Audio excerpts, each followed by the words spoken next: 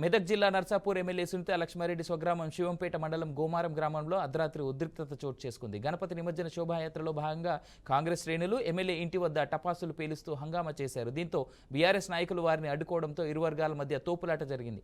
MLA ఇంట్లోకి కాంగ్రెస్ కార్యకర్తలు వచ్చి తమపై దాడి చేశారని బీఆర్ఎస్ శ్రేణులు ఆరోపించారు.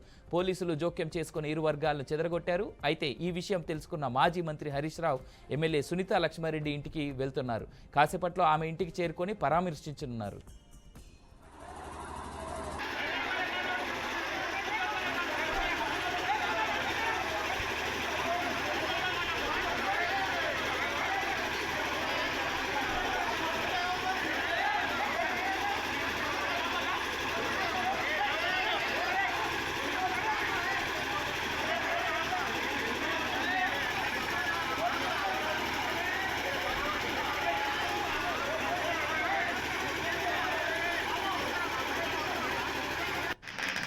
రైట్, ఇదే అంశానికి సంబంధించి ఎమ్మెల్యే సునీతా లక్ష్మారెడ్డి గారు మనతో పాటు లైన్లో ఉన్నారు. సునీతా లక్ష్మారెడ్డి గారు చెప్పండి, అసలు ఏం జరిగింది నిన్న రాత్రి అండ్ ఇప్పుడు పరిస్థితి ఏంటి అక్కడ? కాంగ్రెస్ పార్టీకి సంబంధించినటువంటి వాళ్ళు మా ఇంటి పైన దాడి చేసి మా మెయిన్ ఎంట్రన్స్ లో ఉన్నటువంటి గేట్ ని తోసుకొని తన్నుకుంటూ లోపలికి వచ్చేసి ఇంటి లోపల కాంపౌండ్ వాళ్ళ లోపల పటాకులు కాల్చుకుంటూ మా ఇంటి డోర్ క్లోజ్ చేసింది. పడుకున్నారు మా ఇంట్లో పిల్లలు. సో వాళ్ళు డోర్ కొడితే తీస్తే వాళ్ళని వచ్చి కొట్టేసుకుంటూ గొంతు పిసుకడానికి ప్రయత్నం చేయడం జరిగింది. అంత లోపల వాళ్ళకి సైడ్ నుంచి కొంతమంది నుంచి లాక్కొని పోతామంటే మళ్ళీ ఇంట్లోకి వచ్చి కొట్టడానికి ప్రయత్నం చేస్తూ తిట్టుకుంటూ కొట్టడానికి ప్రయత్నం చేసినట్టు సందర్భం వాళ్ళందరూ లాక్కొని వెళ్ళడం జరిగింది. అసలు ఈ ఘటన ఎందుకు జరిగింది, వాళ్ళు ఎందుకు మా ఇంటి పైనకి వచ్చిండ్రో మాకు కూడా అర్థం కానటువంటి పరిస్థితి. మేడం ఒక మాట చెప్పండి, సునీతా లక్ష్మారెడ్డి గారు, అంటే ఇప్పుడు హరీష్ రావు గారు మీ ఇంటికి వస్తున్నారు అనేటువంటి విషయం తెలుస్తుంది కదా, ఎంతసేపట్లో హరీష్ రావు మీ ఇంటికి చేరుకునేటువంటి ఆస్కారం ఉంది? అలాగే పోలీసులు ఏమంటున్నారు అక్కడ? 1 అవర్ లోపల హరీష్ రావు గారు ఇక్కడికి రావడం జరుగుతుంది. పోలీస్ డిపార్ట్మెంట్ కంప్లీట్ గా ఫెయిలర్ అనే చెప్పాలా. ఎందుకంటే ఇటువంటిది ఏదో మధ్యాహ్నం నుంచి కొంత స్మెల్ వస్తుంది అని చెప్పేసి వాళ్ళకి ఇండికేషన్ ఇచ్చినా కూడా పట్టించుకోకుండా కేవలం ఒక 2 కానిస్టేబుల్స్ పంపించేసి చేతి దులుపుకునేటువంటి పరిస్థితి. రాత్రి ఎస్ఐ గారు వచ్చిండ్రు, 2 కానిస్టేబుల్స్ వస్తే 2 కానిస్టేబుల్స్ ని కూడా మరి కాంగ్రెస్ పార్టీకి సంబంధించినటువంటి నాయకులు లాగేసి గుంజేసి ఆయన ఫోన్ వీడియో చిత్రీకరిస్తున్నటువంటి సందర్భంలో దాన్ని లాగేసుకునేటువంటి ప్రయత్నం చేసి నూకేయడం జరిగింది. అంటే పోలీసులో కూడా ఇక్కడ రక్షణ లేకుండా పోయింది కాంగ్రెస్ పార్టీ ఆధ్వర్యంలో. అదే విధంగా ఏంటంటే నేను మార్నింగ్ ఇక్కడికి వచ్చి తెలుసుకుని ఇన్సిడెంట్ జరిగి రాత్రి డిఎస్పీతో మాట్లాడినాను. మార్నింగ్ ఇక్కడికి వచ్చినాను. మార్నింగ్ వచ్చినప్పటి నుంచి మళ్ళీ నేను ఎస్పీ గారితో మాట్లాడి మా ఇంటి పైన అటాక్ జరిగితే ఇంతవరకు అరెస్ట్ చేయలేదు, కనీసం ఒక పోలీస్ కానిస్టేబుల్ కూడా మా ఇంటి దగ్గర లేరు, ఎవరు రాలేదంటే అప్పుడు ఎస్ఐని పంపించి మళ్ళీ పంచనామా అని చెప్పి ఇప్పుడు ఒక పిటిషన్ ఇవ్వండి, అరెస్ట్ చేస్తాం, కేసు బుక్ చేస్తామని చెప్పేసి నిర్లక్ష్యంగా ఎస్పీ గారు మాట్లాడతారు. అంటే ఒక ఎమ్మెల్యే గారు ఇంటి పైన అటాక్ జరిగితే కూడా మేం పిటిషన్ ఇచ్చేటువంటి పరిస్థితి ఎందుకు? వాళ్ళు వచ్చి చూసుకొని ఏం జరిగిందో తెలియదా?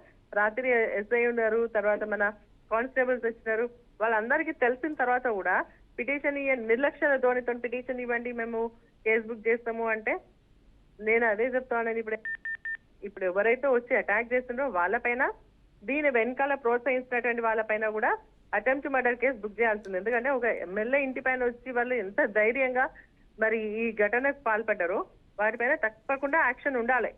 దానిపైన ఎవరు ఏంది అనేది కూడా ఎంక్వైరీ చేయాల్సినటువంటి అవసరం ఉంది. అంటే ఎమ్మెల్యే గారు ఈ మధ్య కాలంలో అంటే కాంగ్రెస్ పార్టీ ఏమైనా మిమ్మల్ని సంప్రదింపులు చేయడం ఏమైనా జరిగిందా? మా పార్టీలోకి రండి అని ఆహ్వానించేటువంటి చర్యలు ఏమైనా జరిగాయా? అలా మీరు ఏమైనా వ్యతిరేకించినందుకు ఈ దాడి జరిగింది అనుకోవచ్చా? అనుకోవచ్చు కూడా, ఎందుకంటే అంతకుముందు జరిగింది. మొన్న సీఎం గారే డైరెక్ట్ మమ్మల్ని అటాక్ చేయడం జరిగింది అసెంబ్లీలో. తర్వాత ఇప్పుడు సీఎం గారే అట్లా మాట్లాడినప్పుడు కింద స్థాయి ఉన్నటువంటి కార్యకర్తల నాయకులు ఏం చేస్తారు? వాళ్ళకి నేర్పించినట్టు అవుతా ఉంది. అంటే ఈ దాడి ప్రత్యేకంగా ఏంటంటే కాంగ్రెస్ పార్టీ గుండాయిజంతో జరిగినటువంటి దాడి.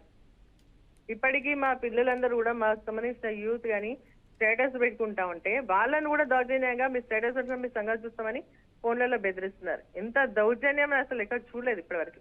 అంటే పోలీసులే స్వయంగా ఎవరెవరైతే వాట్సాప్ లో ఫేస్బుక్ లో షేర్ చేస్తున్నారో వాళ్ళని పెట్టనివ్వకుండా పోలీస్ వాళ్ళు కాదండి, కాంగ్రెస్ పార్టీ వాళ్ళు. ఓకే, రైట్ మేడం, మీరు అంటే ఎస్పీ గారితో మాట్లాడితే ఎస్పీ గారి చర్య ఇప్పుడు సమయం ఆల్మోస్ట్ 1 అయిపోయింది, మధ్యాహ్నం పూట. నిన్న రాత్రి జరిగింది ఈ ఘటన, ఆల్మోస్ట్ నైట్ 1 o'clock ఈ టైంకి జరిగింది. రైట్, ఆల్మోస్ట్ 12 hours దాటిపోయింది. అయినప్పటికీ ఇంకా ఎఫ్ఐఆర్ బుక్ అవ్వలేదు దీనిపైన. లేదండి, ఎఫ్ఐఆర్ బుక్ చేయలేదు. అది నేను మాట్లాడిన తర్వాత ఏంది నైట్ నేను 1 o'clock డిఎస్పీ గారితో మాట్లాడితే ఇప్పటి వరకు కూడా ఇంకా మళ్ళీ కేసు బుక్ కాలేదు.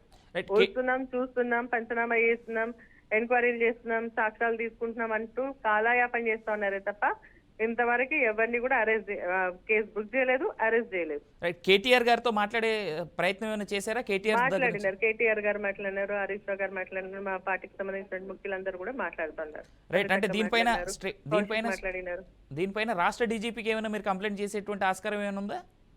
ఇప్పుడు ప్రస్తుతానికి అయితే లేదు. వీళ్ళపైన యాక్షన్ తీసుకొని వీళ్ళపైన కేసు పెట్టకపోయినట్టయితే తప్పకుండా డీజీపీ గారి దృష్టి కూడా తీసుకుంటాం. అంటే సుమోటోగా, ఎందుకంటే ఒక ఎమ్మెల్యేకే రక్షణ లేకుండా ఇలా ఉంది అంటే పరిస్థితి, కామన్ మ్యాన్ పరిస్థితి ఏమంటారు ఎమ్మెల్యే గారు? మా విలేజ్ లో అదే అడుగుతా ఉన్నారు. ఇప్పుడు ఎమ్మెల్యే గారు ఎవరి దగ్గరకు పోయే వ్యక్తి కాదు, అందరితో కలిసి ఉండేటువంటి వ్యక్తి. ఆమె ఇంటి పైన అటాక్ చేసిన తర్వాత మా పరిస్థితి ఏందని ఇక్కడ లోకల్ గా ఉన్నటువంటి చాలా మంది ప్రజలు మరి పోలీసు అలా నిలదీయడం కూడా జరిగింది.